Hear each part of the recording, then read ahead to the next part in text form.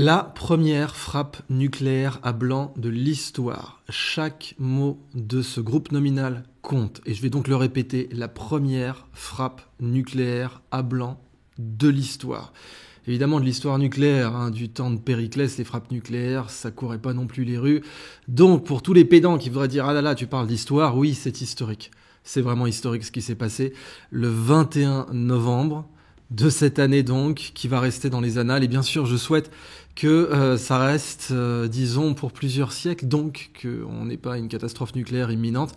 On n'est pas passé loin, il y a de bonnes nouvelles et de mauvaises nouvelles à cela.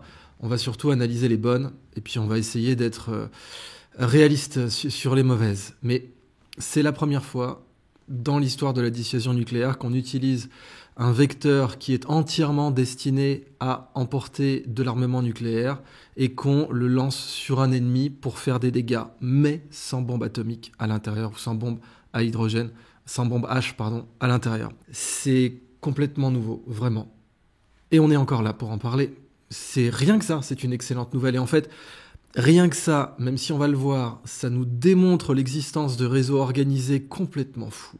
Complètement fou, comme le père Bush les appelait, donc George H. Bush, Herbert Walker Bush, dont Pascal Chéniaud disait qu'il avait pris l'intelligence pour toute la famille, parce que c'est clair que ces deux fistons, Jeb et George Bush Jr., sont pas les plus affûtés du tiroir, mais lui déjà appelait les néoconservateurs les cinglés du sous-sol, et ces gens ont acquis une influence en Europe, dans les médias, au Pentagone, qui, depuis, a largement dépassé le sous-sol. Ils ont acquis cette influence à la faveur de l'effondrement de l'URSS. En fait, c'est cet effondrement qui les a rendus très puissants et très influents, et qui les a amenés à créer des réseaux de connexion à travers toute l'Europe. Par exemple, en République tchèque, où ça va vous donner des transfuges de cette époque, comme Daniel Kretinsky, qui est aujourd'hui très très puissant dans les médias français, et qui a fait fortune, évidemment, à l'effondrement de l'Union soviétique en République tchèque, notamment dans le charbon, en étant avocat de gros oligarques qui ont privatisé des actifs communistes dans l'ex-Tchécoslovaquie. Et les néocons sont comme ça, créent un réseau d'obligés, un réseau de personnes qui pensent comme eux, un réseau de personnes qui fondamentalement appartiennent à leur secte. Et ce réseau est en train de s'affaisser aux États-Unis depuis l'élection de Donald Trump. Mais en Europe, ce réseau fait encore la pluie et le beau temps, fait encore la nuit et le jour, comme on dit, avec des relais très importants comme Ursula von der Leyen, etc., qui a une obéissance envers, par exemple, Victoria Nuland et Anthony Blinken, qui confinent à la cynophilie, pour être tout à fait honnête, ce qui est tout de même adapté pour une personne allemande. Quoi qu'il en soit, ce réseau est dangereux. Bon, ça va de soi, il a détruit l'Irak, il voulait détruire l'Iran, ça le dérange absolument pas de faire des centaines de milliers de morts, même civils. Il y a un aspect quasiment pseudo-spirituel à ça. J'insiste bien pour dire pseudo-spirituel. C'est comme les pseudo-sciences, vous mettez des chiffres et tout. On a vu beaucoup de pseudo-sciences pendant le Covid, où on avait des simulateurs, des types qui mettaient des équations mathématiques, ça avait l'air de faire sérieux, mais c'est le sophisme de la calculette. En fait, il n'y a aucun calcul authentique qui a été fait où la simulation n'est pas rigoureuse. Eh bien, la pseudo-spiritualité, c'est pareil. Ce sont des gens qui s'arguent de spiritualité, qui aiment bien évoquer des choses, mais qui en réalité sont d'une grossièreté spirituelle et intellectuelle assez affligeante. Ça les empêche pas d'atteindre des niveaux d'influence politique très importants, de fréquenter des présidents. Ça, dans l'histoire, c'est connu. C'est pas parce que quelqu'un fréquente le roi ou l'empereur qu'il n'est pas complètement grossier d'un point de vue spirituel. Et on fait toujours cette erreur. Le public qui s'intéresse un petit peu aux sociétés initiatiques ou autres fait cette erreur de croire que les gens qui fréquentent les rois de ce monde sont les plus puissants et les plus influents. C'est pas du tout le cas. Mais on a ce tropisme. Et les néoconservateurs ont créé ce genre de réseau. Donc, la frappe qui a eu lieu à Dnipropetrovsk, Dnipro en anglais, on peut dire Dnipro en général, est un indicateur historique de beaucoup de choses, de tournants, de tensions, du fait que les néocons sur le territoire américain ne sont plus les plus influents, mais ils sont encore très puissants parce que ce sont eux qui tirent les ficelles derrière Joe Biden, dont vous savez très bien, on l'a vu amplement, qu'il est absolument pas dans un état qui lui permet d'exercer la magistrature suprême aux États-Unis. Kamala Harris est une dinde, ça a sauté aux yeux de tout le monde, ce n'est certainement pas elle qui dirige les choses. Non, ce sont plutôt des réseaux autour de Blinken, Nuland, Obama, avec différents rapports de force, et puis des gens beaucoup moins connus. Et ces réseaux, d'ailleurs, qui ont ravivé des néocons historiques comme Dick Cheney, qui avait appelé à voter pour Kamala Harris, qui est quand même affligeant, quoi. Les démocrates en ont été réduits à mendier des voix auprès du plus sulfureux des néocons encore en vie, à savoir Dick Cheney. Évidemment, en vain. Ce qui amène d'ailleurs, on va en reparler, le fait que plusieurs rumeurs très sérieuses indiquent que des pourparlers de paix ont été engagés directement entre Vladimir Poutine et Donald Trump, le président élu, et avec Elon Musk dans l'équation. Elon Musk qui est encore correctement perçu par les Ukrainiens parce qu'il leur fournit Starlink, même s'ils ont appelé à sa mort à plusieurs reprises, notamment quand il avait évoqué dès 2023 des pourparlers de paix, et il avait raison. Je ne connais pas beaucoup de situations où parier contre Musk a été intelligent, mais passons, les abrutis qui traînent dans le sillage de Zelensky n'étaient pas forcément conscients de cela, au point de s'aliéner Musk, alors que sans lui, ils ne peuvent absolument plus continuer la guerre. Ça, c'est un fait, hein. Sans Starlink, c'est terminé. Ces pourparlers de paix qui ont été engagés sont une très bonne nouvelle, court-circuitent complètement les néoconservateurs, et c'est tant mieux. C'est pas nouveau en un sens, puisqu'on avait déjà eu, alors dans un cas beaucoup plus noir, avec Ronald Reagan, qui avait mené des canaux de négociation parallèles et occultes avec l'Iran pour empêcher la libération des otages avant son élection, parce que si les otages avaient été libérés du temps où Carter était président, ça aurait bien sûr donné des voix à Jimmy Carter. Donc l'administration, ce qu'allait devenir l'administration Reagan, mais qui formait déjà un cabinet noir, le cabinet noir de Reagan avait négocié de façon occulte avec l'Iran pour empêcher la libération anticipée des otages américains. C'est de la bonne vieille tambouille politique à l'ancienne, ça se fait toujours. Et ben là, pour une fois, c'est en train de se faire dans le bon sens, c'est-à-dire dans le sens de la paix. Et c'est une excellente chose qui est une voie de désescalade qui court-circuite les néoconservateurs. Le problème est que les néoconservateurs, comme souvent, se réfugient en Europe. On avait vu ça avec Donald Rumsfeld dans les années 70 jusqu'à 80. Je crois que c'est dans les années 90 qu'il s'était réfugié en Europe, où il avait été au départ exclu, exfiltré, et puis Donald Rumsfeld est revenu à la faveur de l'élection de Bush fils, parce que Bush père pouvait pas le saquer. Il faisait partie des cinglés du sous-sol, Bush père pouvait pas le saquer, mais notamment avec un côté tuer le père, un côté oedipien, et puis manipulé par des gens comme Dick Cheney. George Bush fils s'était entouré des pires personnes que ne pouvait pas blairer son père. Et Donald Rumsfeld en faisait partie. Et ben là, aujourd'hui, donc, on a ce court-circuitage des néoconservateurs, et soyons très clairs, ils veulent la guerre. Ou en tout cas, ça ne les dérange pas, puisque ça ne les dérange pas de jouer avec des centaines de milliers de morts, ça ne les dérange pas d'augmenter la probabilité qu'une guerre nucléaire totale ait lieu. Même si peut-être ils ne la souhaitent pas, pour la plupart. Mais ça ne les dérange pas de jouer avec. C'est un coup de poker, c'est un coup qu'ils ont envie d'essayer. Ils n'en ont reçu mandat par personne. Ils peuvent engager la Terre entière, à tout le moins l'hémisphère nord, mais bon, une grande partie de l'hémisphère sud mourrait aussi dans un cas d'hiver nucléaire. Mais ça les dérange pas. Là, on a vraiment affaire à des psychopathes organisés qui, en plus, sont empouvoirés par cette pseudo-spiritualité qui les entoure, qui est parfois messianique, mais qui est toujours pseudo, soyons très clairs. Je vais revenir plus en détail là-dessus. Donc, qu'est-ce que c'est que cette première frappe nucléaire à blanc ? On a eu un missile balistique à portée intermédiaire, donc un MRBM, Medium Range Ballistic Missile. Au début, on pensait que c'était un ICBM, c'est ce qu'ont dit les premières dépêches de presse, mais c'est vrai que ça n'aurait eu aucun sens d'utiliser un ICBM pour frapper une cible qui était à quelques centaines de kilomètres seulement des sites de tir. Plus en l'occurrence, peut-être qu'il est parti de 1000 km, je ne saurais pas vous dire. Mais donc, les Russes l'ont déclaré comme le système Oreshnik, un nouveau système avec une capacité d'évasion, bien sûr avec une tête MIRV, donc Multiple Independent Reentry Vehicles, avec souvent des leurres, mais là, on n'a pas utilisé de leurres, bien sûr, puisque tout était désarmé, il n'y avait pas de bombe nucléaire dedans.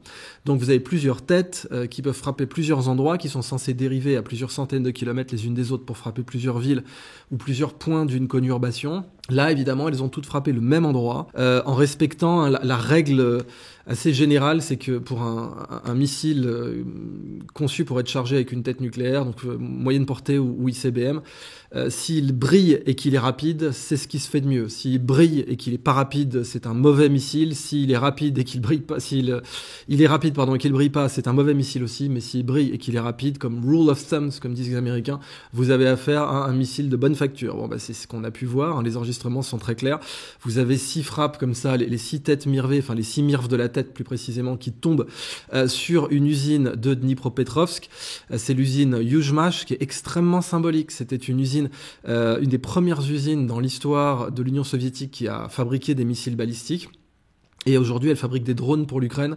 C'est une usine donc qui représente aussi le fait que les États-Unis se soient engagés à garantir l'intégrité territoriale de l'Ukraine, parce que vous savez que l'Ukraine possédait des têtes nucléaires et que sous Clinton, les États-Unis se sont engagés, si elle se désarmait nucléairement, à protéger son territoire. Et bien cette usine était au cœur de ce dispositif-là, puisque c'est cette usine qui fabriquait des missiles nucléaires, en tout cas des missiles capables d'emporter des têtes nucléaires. Maintenant, pourquoi c'est la première frappe nucléaire à blanc de l'histoire ? J'ai vu évidemment quelques passages pédants, mais c'est pas tant leur pédanterie qui est amusante, c'est l'incompréhension, parce que on a des médias européens qui titraient sur la neige, en fait. Au moment où a eu lieu la première frappe nucléaire à blanc de l'histoire, vous avez des médias qui nous titraient que la neige tenait dans certaines villes françaises et qui en faisaient des gros titres et qui en faisaient de l'information en continu. Et ça, c'est pitoyable. C'est pitoyable et c'est la raison pour laquelle les médias citoyens sont en train d'exploser en popularité.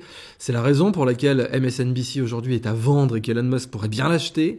C'est la raison pour laquelle X est la plateforme médiatique la plus consultée au monde et la plus téléchargée au monde. C'est complètement logique parce que là, on a vraiment des médias qui font pas le travail. La charte de Munich, informer le public. Pourquoi c'est la première frappe nucléaire à blanc de l'histoire ?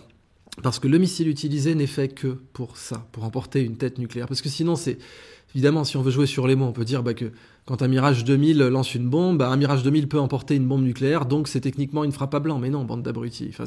Des gens ont dit, mais les Kinjal ont déjà été utilisés, donc ça prouve que c'est pas la première frappe à blanc. Et pas du tout, les Kinjal sont pas faits que exclusivement pour emporter des têtes nucléaires. Ils peuvent, mais ils ne sont pas faits que pour ça. D'ailleurs, ils ont largement été développés pour pouvoir être utilisés en conflit de moyenne intensité, évidemment. Parce que pour une guerre nucléaire totale, et vous savez que psychologiquement, le concept de bombe nucléaire, même tactique, est semi-fallacieux. Je veux dire, il marche sur le papier, mais dans la vraie vie, c'est une affaire de psychologie. On a un champignon qui monte dans le ciel, ça peut rapidement amener une escalade nucléaire totale, même si c'est une bombe de quelques kilotonnes, qui fait donc une puissance explosive 1000 fois inférieure aux bombes à hydrogène. N'empêche que, psychologiquement, on rentre dans une réalité nucléaire, et on ne veut pas rentrer dans une réalité nucléaire, même avec une bombe nucléaire tactique.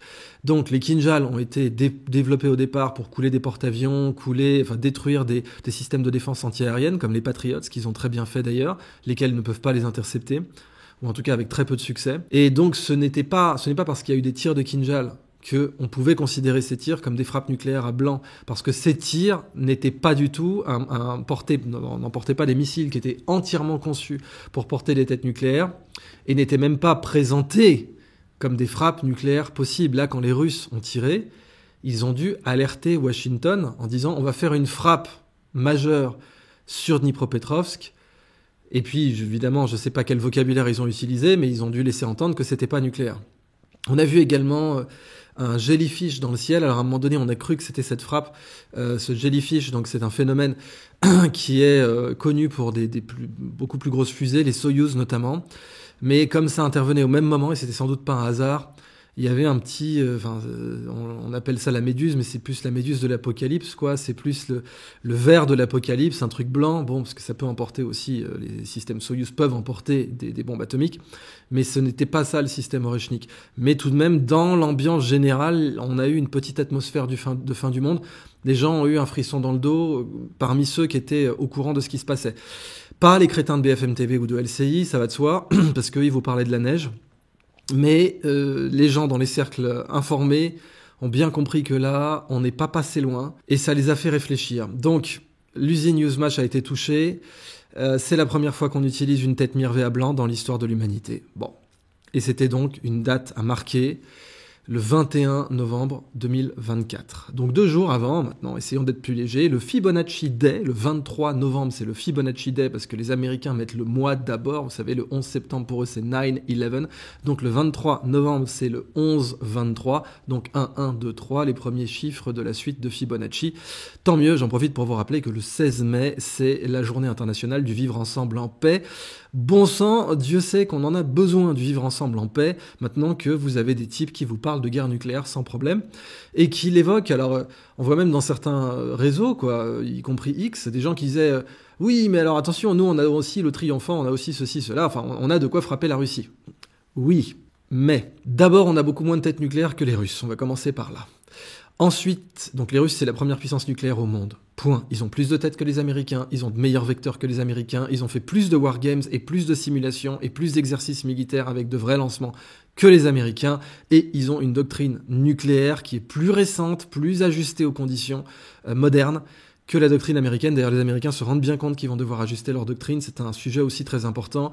Ils vont mobiliser certainement la DARPA, la RAND Corporation, qui est là pour émettre des éléments de doctrine, même s'il y a de gros cinglés aussi à la RAND Corporation. Ce sont eux qui ont inventé le concept de Megadeth. Donc Megadeth, 1 million de morts, parce qu'ils se disaient, un général en train de prendre des décisions, il doit penser en millions de morts, sinon sa psychologie va vriller. Donc il faut qu'il pense 1 méga mort. Et on le voit d'ailleurs dans Dr. Folamour. Dans Dr. Folamour, vous avez le général Buck Turgidson, qui, donc Turgid, en plus, c'est par rapport à son appétit sexuel dans le film.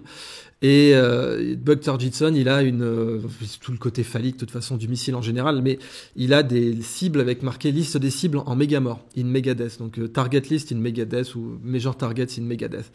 Et on voit déjà Kubrick avait voulu montrer le côté fou de tout ça, de penser en méga mort, mais c'est quelque chose qui a été consacré par la RAND Corporation, et quand on fait de l'amélioration de la doctrine nucléaire, on a ce genre de mise à jour.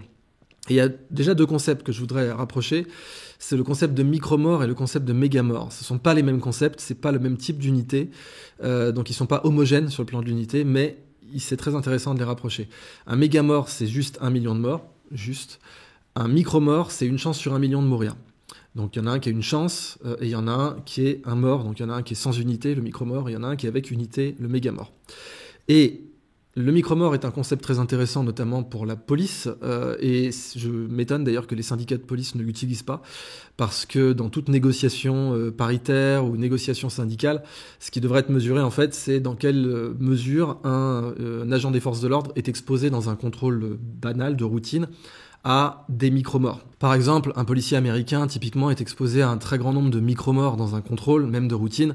Un contrôle américain, c'est radioactif. Pour un policier US, bon, ça dépend bien sûr des États, mais quand je dis radioactif, c'est parce que la probabilité de mourir est bien plus grande dans un contrôle US que dans un contrôle français. C'est la raison d'ailleurs pour laquelle les policiers américains font beaucoup plus de bavures, parce qu'ils sont beaucoup plus sacrants, mais c'est aussi criminel de ne pas les entraîner plus, puisque les policiers américains sont beaucoup moins formés que les policiers ou gendarmes français, par exemple, en termes de semaines de formation, de semaines, ce qui est déjà grave de penser en semaines, parce qu'évidemment, les forces de l'ordre françaises, c'est plutôt en années.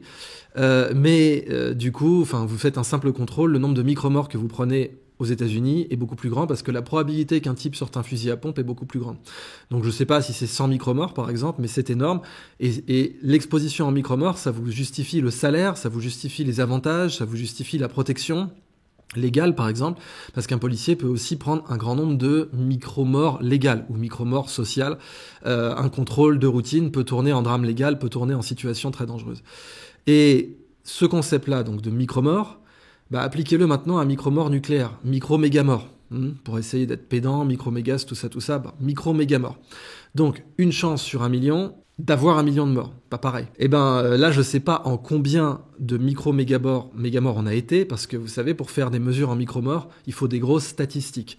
Pour savoir combien un contrôle de police représente de micro-morts, faut avoir les statistiques de tous les contrôles de police du Michigan ou des États-Unis. Évidemment, on n'a pas de statistiques sur la guerre nucléaire totale, et tant mieux, et j'espère qu'on n'en aura jamais. Mais on peut quand même spéculer sur le nombre de micro-méga-morts auxquels on a été exposé le 21 novembre 2024. C'est pour ça que c'est historique.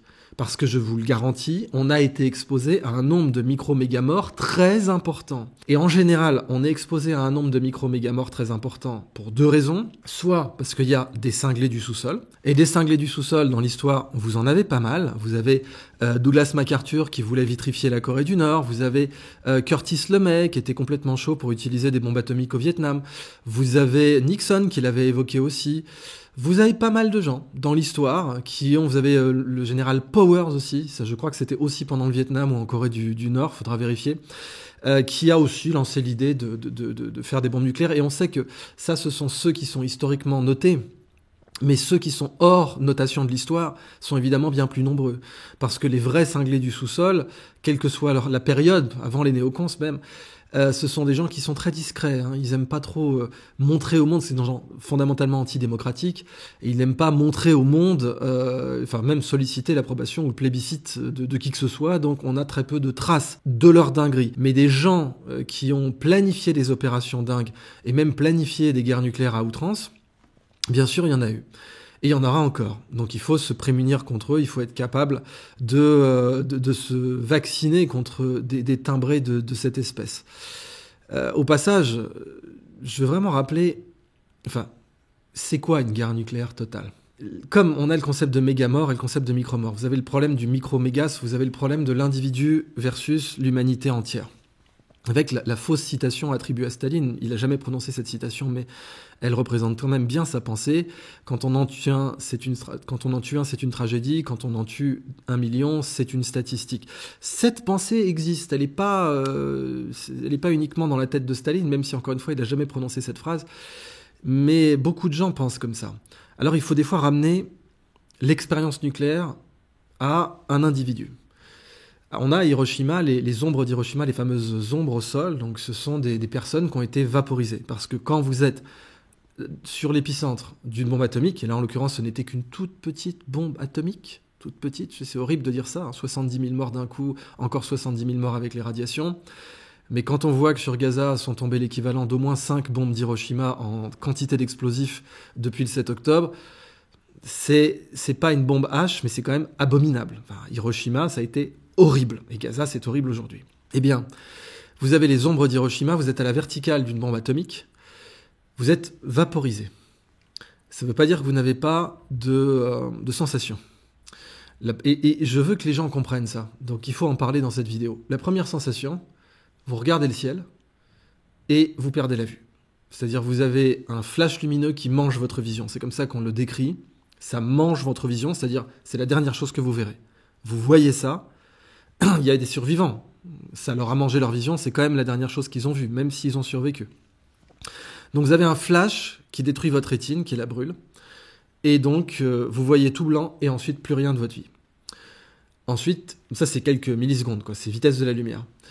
Ensuite, vous avez la vitesse de l'onde de choc, le bruit arrivant en dernier, et cette vitesse, eh bien, fait que vous allez être frappé après plusieurs centaines de millisecondes, selon votre distance, et là, votre peau brûle à plusieurs milliers de degrés. Et vous êtes encore en vie. Et vos yeux s'évaporent. Et vous êtes encore en vie.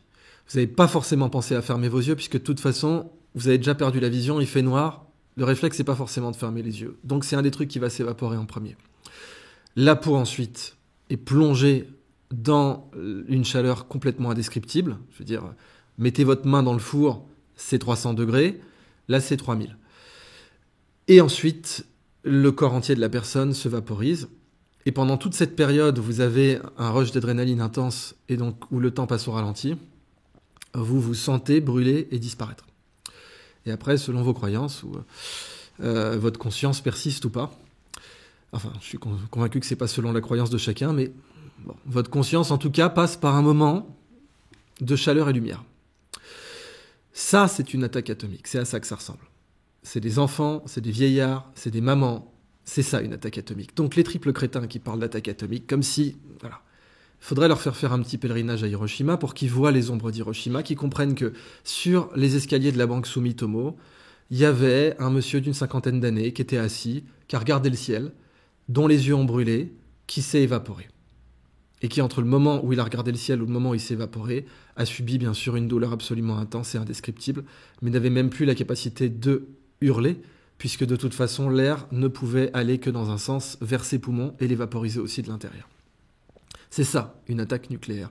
Donc, pour bien rappeler le micro-méga-mort, c'est bien de s'intéresser au cas micro aussi. Quand vous avez quelque chose qui peut vaporiser vos os, parce que être une ombre au sol, ça veut dire que vos os se sont vaporisés, vous avez été sublimé par cette bombe, eh bien, sublimé dans le sens passé direct de l'état solide à l'état gazeux, hein, pas dans le sens c'est sublime, eh bien, c'est quelque chose dont les triples crétins de cinglés du sous-sol ne prennent pas conscience. Parce qu'ils ont très souvent aussi cette espèce de...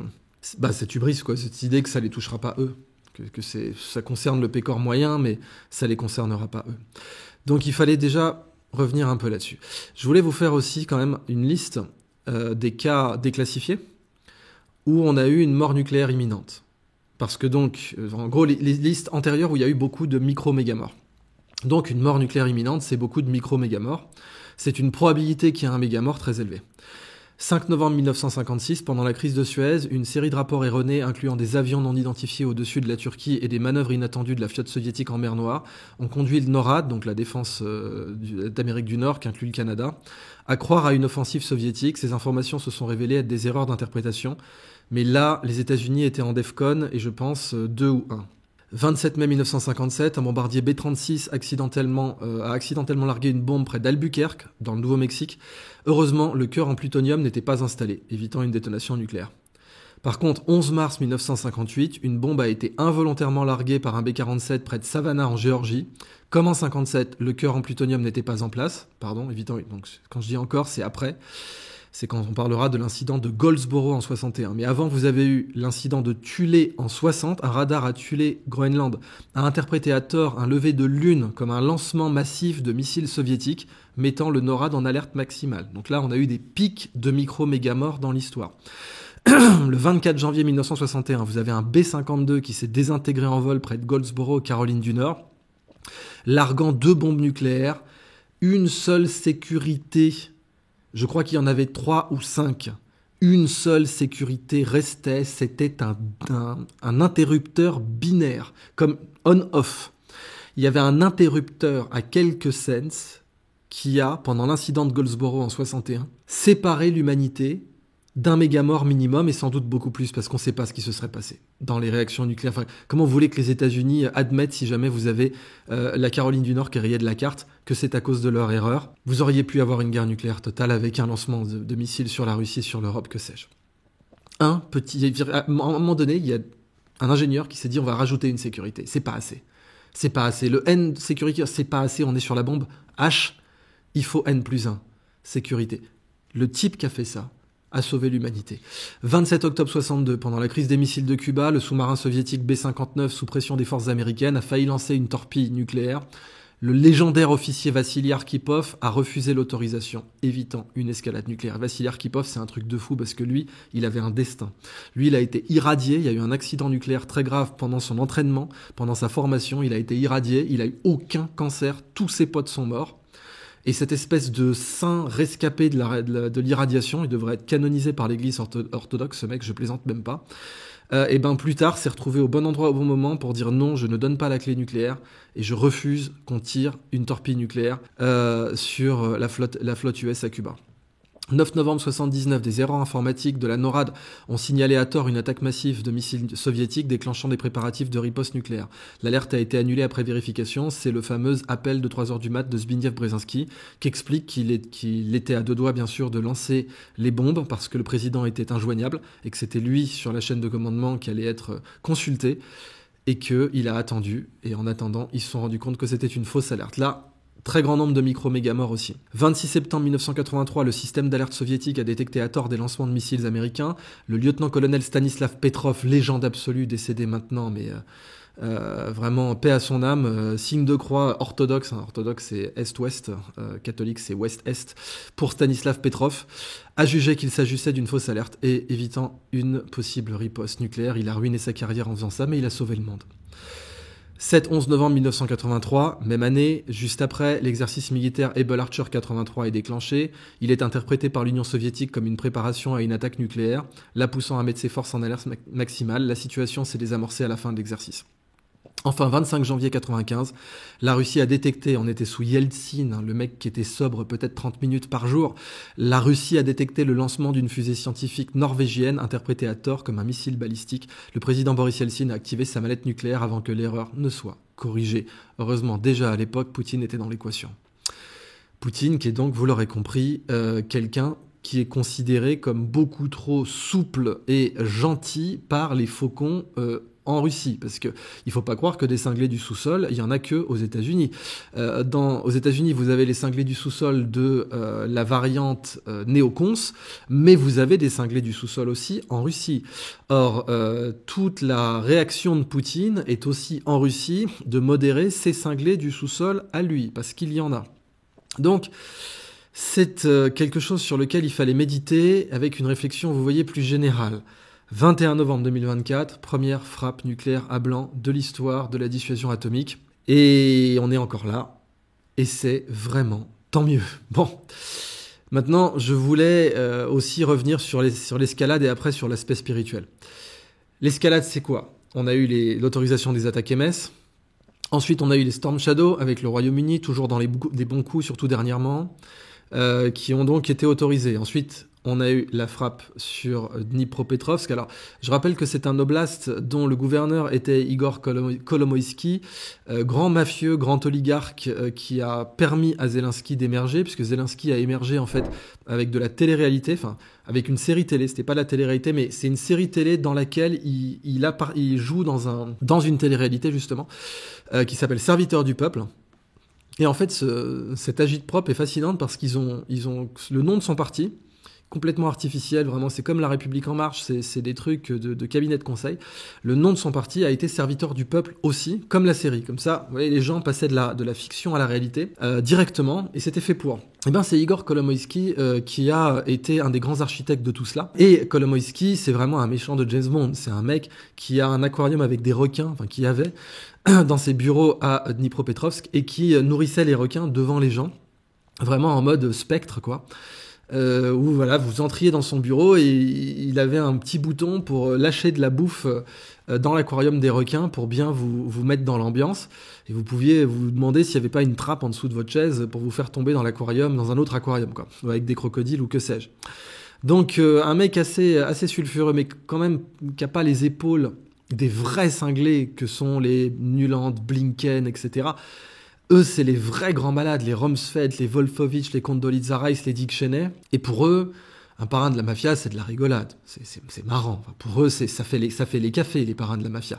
C'est des gens qui sont dans un tel niveau de pouvoir qu'un type comme Semyon Mogilevich, dans le côté Ukraine puis Russie, il est en tôle en Russie, ou comme Kolomoïski, qui a repris d'ailleurs, qui est un des gars qui a chassé Semyon Mogilevich, qui a repris beaucoup des actifs de Mogilevich. Pour eux, c'est des Spirou, ça. C'est des mecs, ils vont vous chercher des clopes et ils appuient sur le bouton de l'ascenseur. Mais, d'ailleurs, c'est pour ça qu'il est plus dans l'équation Kolomoïski. Hein. Il a plus de pression particulière sur Zelensky. Maintenant, c'est à un autre niveau. C'est des gens comme Boris Johnson, ou comme Dick Cheney, ou comme Nuland, ou comme Obama, qui ont un levier sur Zelensky aujourd'hui. Mais c'est quand même pas anodin. C'était pas seulement que vous aviez l'usine Yuzhmash, qui reste le plus important, mais il y a aussi le symbole que c'est un oblast dont est parti le phénomène La République En Marche, serviteur du peuple Zelensky. Donc ça aussi, c'était pas complètement anodin. Maintenant, comme je vous l'ai dit, je voudrais évoquer l'aspect spirituel. C'est-à-dire que ces cinglés du sous-sol réseautent avec une sorte de sous-culture. Bon, c'est un culte en fait, hein, c'est Raël, quoi. Hein, c'est pas mieux que Raël, honnêtement.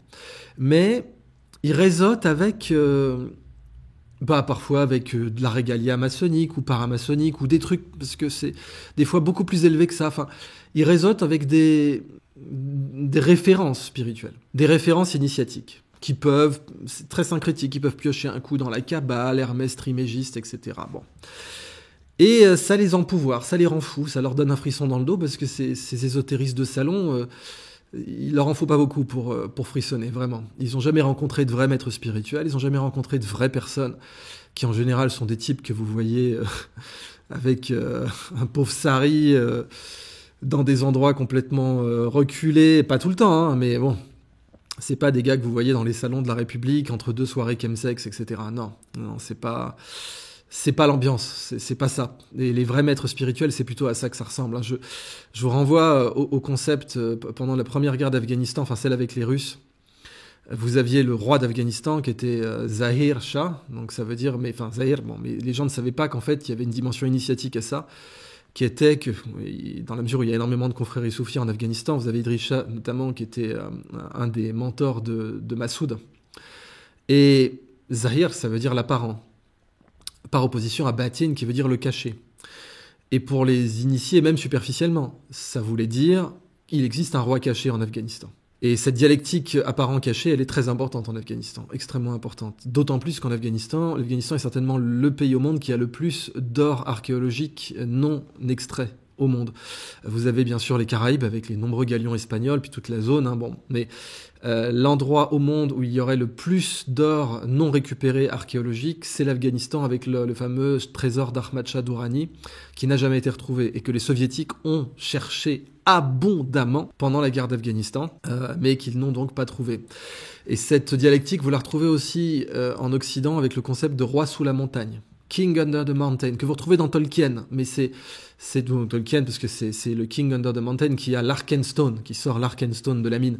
Mais c'est plus profond que ça, quoi. Mais le roi sous la montagne, c'est en fait, ça vient des assassins, le vieux sous la montagne, qui était donc le chef des assassins, et qui contrôlait comme ça une confrérie initiatique bien avant la franc-maçonnerie européenne, bien avant. Même si la franc-maçonnerie européenne veut faire remonter ses origines aux Templiers, c'est davantage un vœu pieux qu'une réalité, ininterrompue. D'ailleurs, c'est une raison pour laquelle les soufis toujours montrent leur silsiya, leur chaîne, et démontrent qu'elle est ininterrompue, et peuvent montrer les preuves de cette ininterruption. Il n'y a pas de preuve d'ininterruption entre l'ésotérisme égyptien qui va influencer Pythagore. Pythagore a été initié en Égypte. Et d'ailleurs, les mathématiques qu'il invente, Pythagore, enfin qu'il n'invente pas les mathématiques dans le sens où on savait faire des mathématiques avant, mais le terme mathématique, il l'invente. Et c'était en fait un culte, c'était ésotérique. Parce que mathémata, ça veut dire connaissance.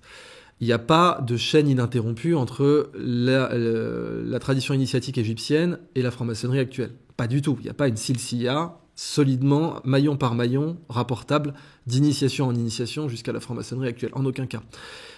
Tout comme il n'y a pas de silsiya entre les Templiers et la franc-maçonnerie actuelle, qui est rapportable maillon par maillon, avec une vérification, une source, un témoin, etc. Pour les confréries soufis, si. Ça fait d'ailleurs une très très grande différence. Et c'est pour cette raison que les confréries soufis insistent sur leur silsiya et la démontrent avec une très très grande méticulosité. C'est un point sur lequel je voulais insister. Vous allez aussi comprendre pourquoi. La spiritualité en général, c'est évoluer du grossier vers le subtil. On est tous grossiers, spirituellement, on a des passions, des intérêts, et le but, c'est d'aller vers le subtil. Alors, il y a tout un tas de traditions très nobles pour ça, et en franc-maçonnerie, ça s'appelle tailler la pierre, etc.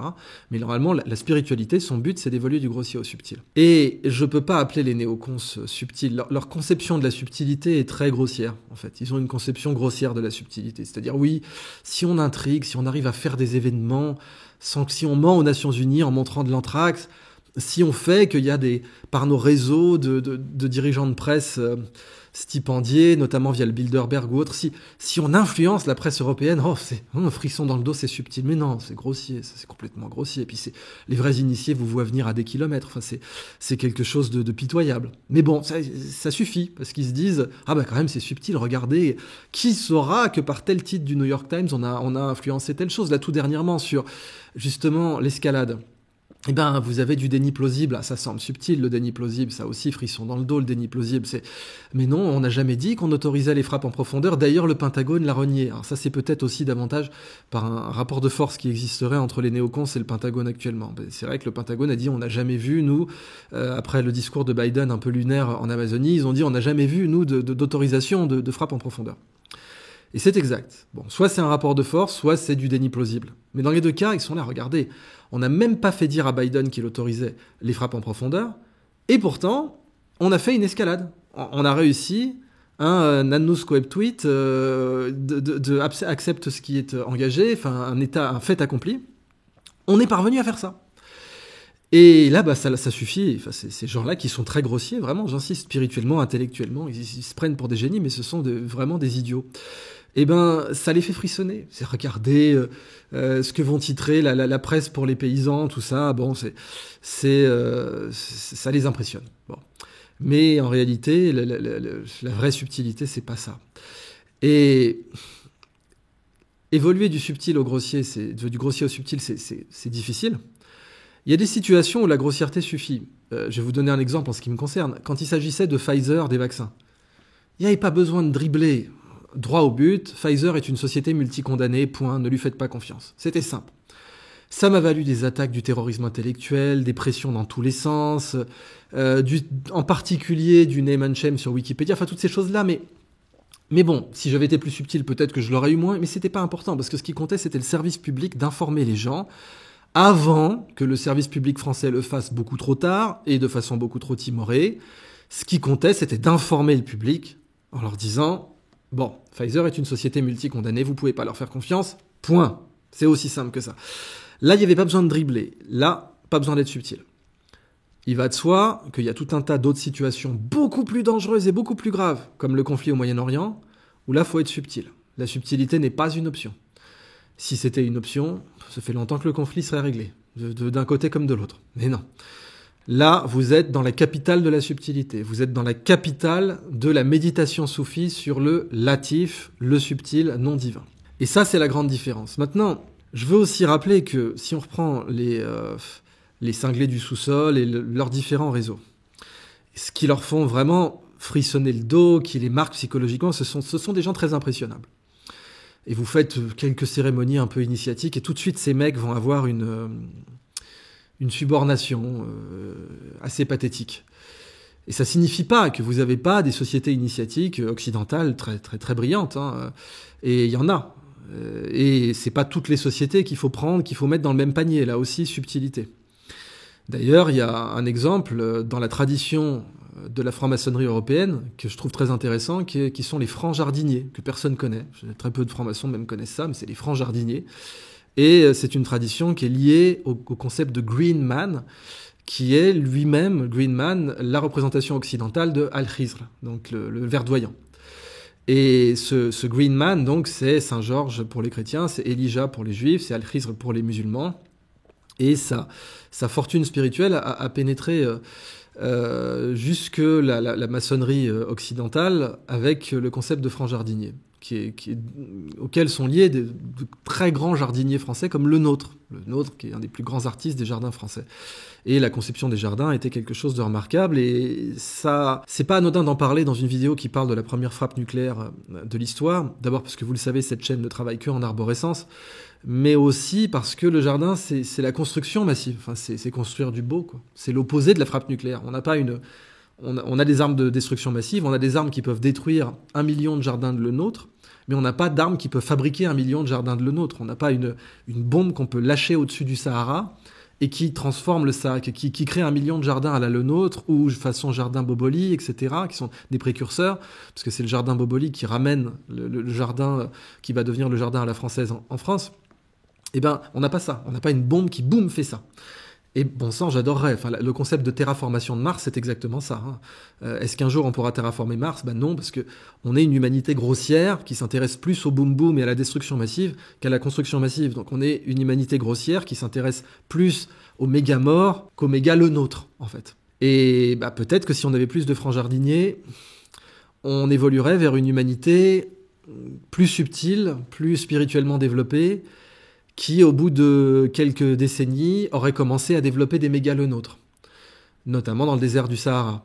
Mais pour l'instant, ça ne nous intéresse pas parce qu'on est grossier. Les francs-maçons ont un concept qui est très intéressant, qui est celui de cordonite. Cordonite, c'est le fait de vouloir monter dans les grades rapidement. Ce qu'ils ne savent pas forcément, c'est qu'il y a la cordonite verticale, monter dans les grades, mais il y a aussi la cordonite horizontale, c'est-à-dire être dans les lieux à la mode. Parce qu'évidemment, tous les centres initiatiques ne se valent pas. Et pour les néocons, eux, ce qu'ils adorent faire, notamment avec la CIA, c'est des clubs très sélects. Dans l'ex-URSS, c'était de très bon goût pour un oligarque de se faire initier par certains groupes américains. Et bon, vous avez ça pour la France-Afrique aussi, ça c'est pas un truc nouveau, hein. Chacun, vous savez, si vous êtes un chef d'État de la France-Afrique initié par les réseaux français, il faut surtout pas non plus que vous alliez à la United Grand Lodge of England, parce que ça signalerait que vous êtes en train de passer dans une autre ère d'influence. Ça peut vous valoir quelques problèmes. Et ça fait partie des réseaux de la France-Afrique, du renseignement, etc. Puis d'une façon générale, par confiance, si vous voulez, vous pouvez pas monter à certains postes dans le renseignement ou à la police si vous n'êtes pas initié. Oui, ça fait partie du truc. Les ricains aimaient beaucoup faire ça dans l'ex-URSS. Et notamment en Ukraine, que j'ai bien connu, hein, j'ai pu rencontrer certains oligarques qui avaient été initiés par les Américains et qui étaient devenus évidemment des piliers de l'influence américaine dans la région, notamment parce qu'ils étaient profondément anti-Poutine. Et ça, c'est la cordonite horizontale. C'est-à-dire, c'est pas tant passé vénérable dans tel endroit que passé apprenti dans tel autre endroit. Et un exemple de cordonite horizontale, c'était la loge P2 en Italie, parce que c'était the place to be. Berlusconi l'a fréquenté, bien sûr, était à jour de ses cotisations, et on a la preuve, c'est même, voilà, c'est public maintenant, vous avez le petit billet, le reçu du paiement de Berlusconi à la loge P2. Évidemment, c'était une loge très proche de la CIA, donc il était de notoriété pas publique, mais initiatique, disons, dans la politique italienne, que être proche de cette loge qui était ultra controversée, qui était une énorme connerie et qui a été dissoute. Et il en est parlé de façon un peu subtile dans le Parrain 3, mais sans mentionner directement la franc-maçonnerie, juste en disant, voilà, on a des gars qui sont encore plus puissants que des mafieux, et ce Don Liccio, c'est une référence à Liccio Gelli, qui était le patron de la loge P2. Berlusconi a tenu à la fréquenter parce que c'était de la cordonite horizontale. Fallait être dans le bon endroit. Bon. Et ben ça, c'est les néocons, ils adorent attirer ça, parce qu'ils savent que les humains ont cette tendance. Donc ils adorent, c'est vraiment le concept du Seigneur des Anneaux, vous savez, un anneau pour les gouverner tous. Donc ils vous créent comme ça un faux mot, fear of missing out, t'étais pas à la dernière tenue à tel endroit. Et ils vous collectent comme ça dans des trucs qu'ils ont structurés eux-mêmes, des réseaux d'influence très importants. Et puis vous avez donc des dépendants apparents de ces réseaux qui peuvent être le Bilderberg ou autre, mais vous avez fondamentalement cette cordonite horizontale qui remet pas en cause tous les mérites d'autres obédiences et ou loges, etc., mais qui permet de contrôler, d'avoir des points de contrôle dans l'URSS, etc., et qui souvent, à cause de cette hubris, partent complètement en vrille, comme la P2, comme d'autres, je ne vais pas toutes les énumérer, mais partent complètement en vrille et révèlent en fait ce qu'il y a de pire. Donc, tous ces pseudo-spirituels, je leur rappelais les bases. Voilà, les bases, parce que la subtilité, c'est distinguer le noir et le blanc, qui est quand même un truc très très important dans la franc-maçonnerie. Bon. Et pour Al-Khizr, c'est au-delà de ça, c'est comme le yin et le yang, c'est l'entrelac subtil, perpétuel, au fond du noir toujours un peu de blanc, au fond du blanc toujours un peu de noir, et extrêmement difficile de séparer l'un de l'autre. Donc, rappelons ces notions de subtilité. Vous les trouvez dans les... Parce que parfois, vous savez, le concept d'obscurité dans les grandes religions abrahamiques, c'est le fait que la lumière de Dieu ne brille pas. Donc, vous avez un truc qui bloque la lumière. Et parfois, c'est simplement la connaissance. C'est pour ça que pour Pythagore, c'était mathémata, le savoir, la connaissance. Eh bien, simplement, faire briller le savoir, faire briller un peu la vraie spiritualité, peut suffire à nettoyer tout ça. Vous savez, parfois, certaines blessures, il faut les aérer pour pas qu'elles pourrissent. Bon, là, c'est pareil, il faut éviter une fermentation anaérobie. L'équivalent du latif, qui est donc un nom divin dans l'islam, et très très particulièrement important pour les soufis, qui font des dhikrs dessus, donc des répétitions du nom divin pour s'immerger dans sa réalité. Vous avez bien sûr à côté la miséricorde. Alors pour les juifs, c'est Ar-Rahman, donc Yar-Rahman pour les arabes, et Ar-Rahman pour les juifs. Pour les juifs, en tout cas dans les écritures, parce qu'après c'est toujours pareil, pratiquer ou pas pratiquer la réalité des écritures, mais Dieu... il est Rahum Vechanoun, qui est l'équivalent pour les Arabes de Rahman Rahim. Donc pour les Juifs, c'est Rahum Vechanoun. Ça veut dire gracieux et miséricordieux, clément et miséricordieux. Donc évidemment, tous les cinglés qui veulent faire un mégamore, ou 2 mégamores, ou 3 mégamores, peut-être qu'il suffit de faire briller sur eux ces noms-là. Ar-Rahman et Rahum Vechanoun. Peut-être qu'il suffit de faire briller suffisamment ça pour les sortir de leur folie, en fait. Peut-être que c'est juste ça. Dans la mystique juive, vous avez aussi le concept de Hashgacha Pratit, la providence divine. Donc le fait que Dieu intervient dans des aspects très subtils de la réalité, de façon imperceptible, donc subtile. Pas comme un gros bourrin qui détruit tout, non. Comme quelque chose de très subtil, comme une force imperceptible et subtile. Donc c'est Hashgacha Pratit. Et vous avez un nom divin carrément dans le judaïsme qui est Tsafoun, un attribut du divin, le caché. Donc le fait que les actions de Dieu sont cachées et subtiles. Également, c'est dans Mika 7.8 que vous voyez ça, le concept de Chesed, qui aime la bonté et la douceur. qui aime la bonté et la douceur. Donc il est Rav Chesed, abondant en douceur. Ça, c'est dans l'Exode 34, 6, 7. Et qui préserve la douceur. Notzer Chesed. Notzer Chesed. Il préserve la douceur. Dans le christianisme, vous avez le concept de douce guidance de Dieu. Ça, c'est Psaume 23. Dieu, bien sûr, est miséricordieux aussi dans le christianisme. C'est Luc 6, 36. Bon. Donc, je voulais un petit peu rappeler tout ça. Parce que on a vu la presse anglaise qui s'est affolée. Oui, 12 Storm Shadows, etc. On a eu Zaloujny, l'ancien chef de l'armée, ancien commandant suprême de l'armée ukrainienne, qui a dit on est rentré dans la Troisième Guerre mondiale. Vous avez la diplomatie russe qui a dit ah oui, là quand même, le Royaume-Uni est rentré dans la Troisième Guerre mondiale. L'ambassadeur donc de la Russie au Royaume-Uni a dit ça y est, le Royaume-Uni est directement impliqué dans la guerre en Ukraine. Bon, heureusement qu'il y a des gens qui font des pourparlers. Heureusement qu'on a on a des forces de paix. Heureusement qu'elles sont là. On a eu le discours de Poutine qui dit les États-Unis sont en train de nous pousser de plus en plus loin, ne nous testez pas, nos missiles Oreshnik font du Mach 10, donc 3 km par seconde. Je rappelle que la vitesse, on sait faire du plus que Mach 10, c'est pas le problème. Ce qu'on sait pas faire, c'est Mach 10 en manœuvrant. Parce que plus que Mach 10, quand on envoie quelque chose dans l'espace, la vitesse de libération, c'est, si je me gourre pas, 11 km/s. Donc ça doit faire du Mach 30. Là, pour le coup, ça manœuvre pas. C'est tout droit. Enfin, c'est balistique, c'est pas tout droit, c'est parabolique. Mais le fait d'avoir des machins manœuvrant à Mach 10, c'est pas pareil. Et ça fait que c'est ininterceptable.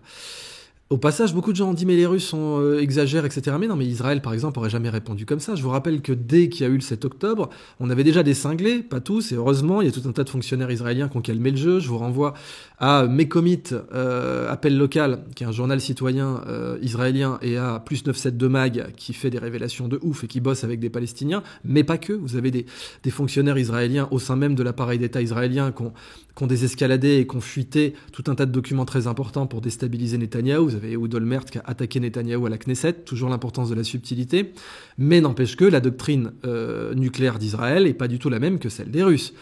Pourquoi ? Parce que les Russes sont le plus grand pays du monde. Donc ils peuvent se permettre d'avoir de la profondeur stratégique, de la réserve, ils peuvent.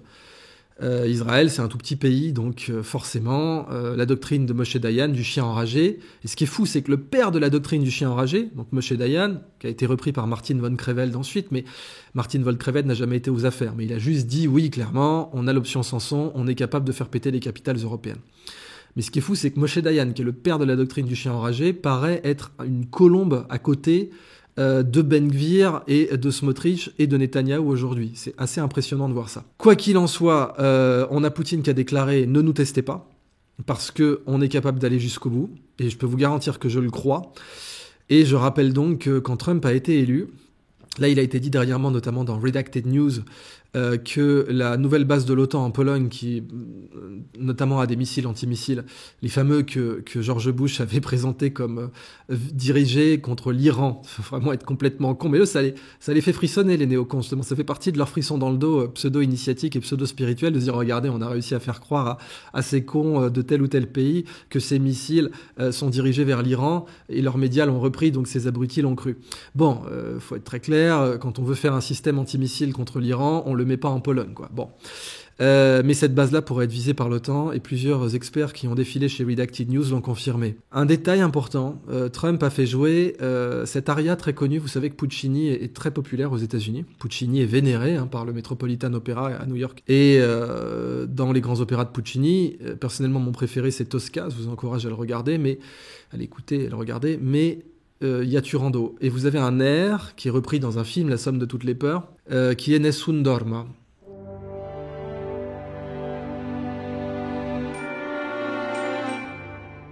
Et cet air est associé à la liquidation de l'état profond dans le film La Somme de toutes les peurs.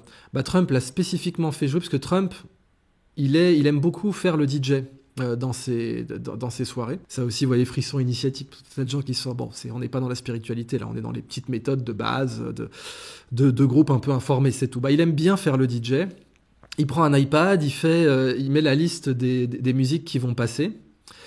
Et il peut choisir une musique à la dernière minute pour envoyer un message. C'est pas du tout anodin, et ça a été confirmé par plusieurs sources, dont Ben Johnson, qu'il a rencontré dernièrement. Et dans une de ces soirées, il a fait taire toute la salle en jouant Nessun dorma. Donc personne ne dort en italien. Eh ben je vais conclure là-dessus. Je vais conclure là-dessus parce que a été visée une ville d'1,2 million habitants, donc le méga-mort était probable.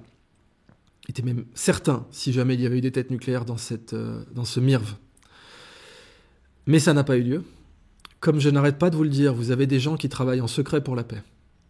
Et ces gens sont les vrais spirituels. Eux, ça rigole pas. C'est pas des abrutis qui ont des frissons conditionnés dans le dos parce que on les a mis dans une salle sombre ou parce qu'on leur a fait fréquenter des gens de telle chose, ou bien, quand je parlais de cordonite horizontale, vous aurez compris que le mot horizontal peut être interprété aussi de façon anthropologiquement plus, disons, grossière. Bon, tous ces gens facilement influençables et impressionnables qui ont une hubris sans limite, et qui sont prêts à faire péter la planète, ou en tout cas, un minimum à faire des millions de morts, ça les dérange pas, ils l'ont démontré en Irak, ils n'ont pas besoin de bombes atomiques pour ça. Eh ben, eux, certes, ils sont besogneux, mais vous avez d'autres personnes qui sont besogneuses aussi, et qui empêchent l'escalade, et qui empêchent la guerre, et qui empêchent que l'humanité s'autodétruise avec une bombe atomique. Et eux méritent qu'on dise d'eux « Nessun dorma ». Et eux et elles ont déjà été très bien illustrés par ce fameux verset. Ils complotent, mais Dieu complote aussi, et c'est le meilleur des comploteurs.